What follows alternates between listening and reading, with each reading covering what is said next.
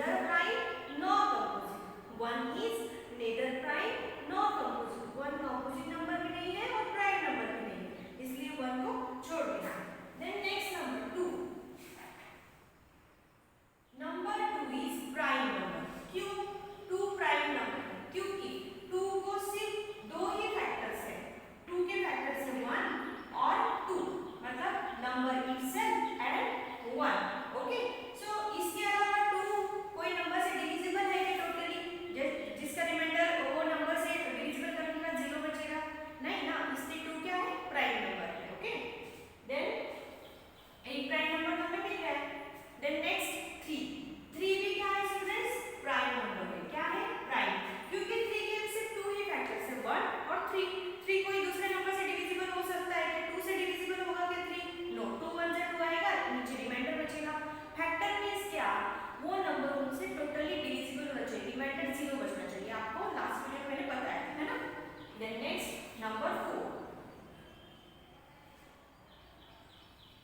4 is a prime number? No. 4 is a composite number. Why? Because 4 having more factors. Okay? 4 is having more factors than 2. अब देखो 4 के factors क्या क्या आएंगे? 1 और 4. ये दो फैक्टर्स तो है ही. ओके, तो दो फैक्टर जिसके होते हैं 1 और 4 खुद नंबर, उसका प्राइम नंबर होते हैं. लेकिन 4 2 से भी डिविजिबल है ना. 2 2 जा 4, रिमाइंडर 0 बचता है, इसलिए 2 भी क्या आएगा? 4 का फैक्टर आएगा. मतलब दो फैक्टर से ज्यादा फैक्टर से 4 को, इसलिए 4 क्या है? प्राइम नंबर नहीं है. वो कौन सा नंबर है? कंपोजिट नंबर है. Okay, so 4 is a composite number. Then next number 5. अब देखो 5 is also prime number because the factors of 5 are 1 and 5. Only 2 factors. Okay, जिसको सिर्फ 1 और वो नंबर खुद उसका फैक्टर हो, वो क्या है? प्राइम नंबर है. तो 5 भी प्राइम नंबर है. 5 को आप 2 से भी डिविजिबल करें, सॉरी 5 से आप 2 से अगर डिविजिबल करते हो तो 2 2 जा 4, रिमाइंडर 1 बचता है, इसलिए ये 2 से भी डिविजिबल नहीं है. 3 से भी किया तो भी रिमाइंडर बचता है, तो 3 से भी डिविजिबल नहीं, मतलब इसके फैक्टर 2 3 भी नहीं हो सकते, सिर्फ 1 और 5 इसके फैक्टर है. दो ही फैक्टर्स, इसलिए 5 क्या है? प्राइम नंबर है. Then next number 6. अब 6 प्राइम है या कंपोजिट है? स्टूडेंट्स ये कंपोजिट नंबर. क्यों? क्योंकि 6 को 2 से ज्यादा फैक्टर है. 1 और 6 ये दो फैक्टर्स तो हो गए, लेकिन 2 भी 6 का फैक्टर है ना. 6 डिवाइडेड बाय 2, 2 3 जा 6, रिमाइंडर 0 बचता है. देन 3 भी 6 का फैक्टर है. देखो अगर 3 से हम 6 को डिविजिबल करते हैं तो 3 2 जा 6, रिमाइंडर अगेन 0 बचता है. तो 3 भी 6 का क्या है? फैक्टर है. मींस 6 को 2 से ज्यादा फैक्टर्स है, 1 2 3 4 फैक्टर्स आते हैं 6 से, इसलिए 6 क्या है? यस, कंपोजिट नंबर है. बिल्कुल सिंपल है. ऑपोजिट अगर आपको फैक्टराइजेशन डायरेक्टली समझ में आ जाता है टेस्ट के अकॉर्डिंग, अगर आपके डिविजिबिलिटी टेस्ट लो है ना स्टूडेंट, तो आपको डायरेक्टली समझ में आ जाएगा कि कौन से नंबर का फैक्टर, कौन से नंबर का फैक्टर ज्यादा है और किसको सिर्फ वही नंबर और 1 उसका फैक्टर आता है ना. Then next number is 7.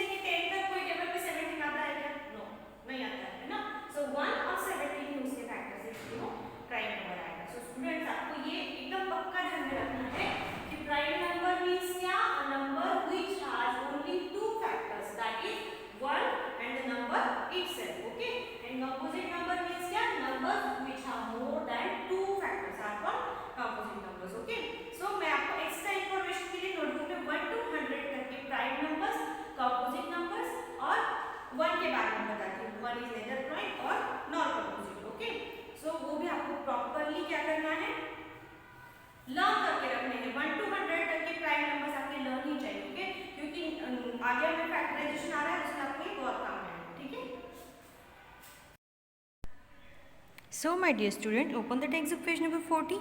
Prime numbers, a number which has only two factors, that is 1, and the number itself, it is called prime number. Okay, so students, यहाँ पे हमने प्राइम नंबर की definition देखी, अभी black board पे भी मैंने आपको बताया, और ये प्राइम नंबर्स दिए हैं 5, 7, 11, 13 आर ऑल प्राइम नंबर्स, और नीचे कंपोजिट नंबर्स दिए हैं.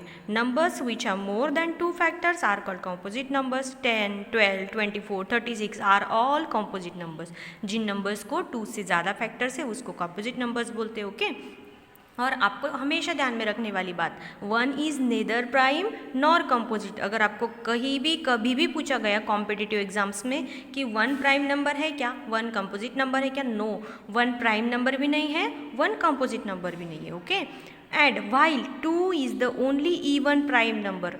सो 1 to 100 के प्राइम नंबर्स में अब आपको बताने वाली हूँ स्टूडेंट. तो 1 to 100 में टोटल 25 प्राइम नंबर्स आते हैं. उसमें से 25 में से अकेला 2 ही है जो इवन नंबर है, प्राइम और इवन. ओके, एक ही प्राइम नंबर्स में इवन प्राइम नंबर है जो 2 है. ये भी आपको ध्यान में रखना है. ओके, तो आज आपको क्या करना है, आपकी नोटबुक लेनी है, क्लास वर्क डालना है, डेट डालना है, then you have to give topic name, multiplication, prime numbers and composite numbers. Okay, और आपको प्राइम नंबर और कंपोजिट नंबर्स की डेफिनेशन आपकी नोटबुक में लिखनी है. ठीक है, सो ये आप करोगे, देन इसका आपको प्रॉपरली स्क्रीनशॉट निकालना है. 1 to 100 नंबर्स लिखने हैं. यहाँ पे मैंने प्राइम नंबर्स को क्या किया है, सर्कल किया है.